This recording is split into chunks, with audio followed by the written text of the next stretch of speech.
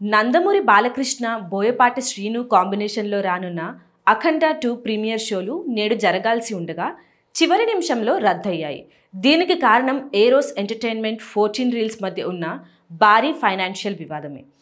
ఇది ఇలా ఉండగా బాలకృష్ణ ఎందుకు ముందుకు రాలేదు అనే ప్రశ్నలు ఎక్కువగా వినిపిస్తున్నాయి. ఏరోస్ ఎంటర్టైన్మెంట్ 14 రీల్స్ సంస్థల మధ్య ఉన్న పాత లావాదేవీ కేసు మళ్లీ తెరపైకి రావడంతో మద్రాస్ హైకోర్టు ఈ చిత్రంపై తాత్కాలిక స్టే విధించింది. ఈ నేపథ్యంలోనే ముందుగా ప్రీమియం షోలు రద్దు చేసిన మేకర్స్ ఆ తర్వాత ఏకంగా సినిమానే వాయిదా వేస్తున్నట్లు ప్రకటించారు. ఏరోస్ ఎంటర్టైన్మెంట్కి రీల్స్ సంస్థ భారీగా చెల్లించాల్సి ఉంది. ఎప్పటి నుంచో ఆ మొత్తం పెండింగ్లో ఉండడంతో అఖండ 2 రిలీజ్కి ముందు వారు మద్రాస్ హైకోర్టును ఆశ్రయించగా న్యాయస్థానం రిలీజ్పై తాత్కాలిక స్టే విధించింది.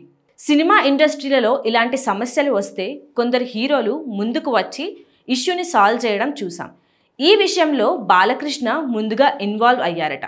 అయితే ఫైనాన్షియల్ సమస్యలు చాలా పెద్దదిగా ఉండడం, వివాదం కోర్టు వరకు వెళ్లడంతో ఆయన వెనకడుగు వేశారు.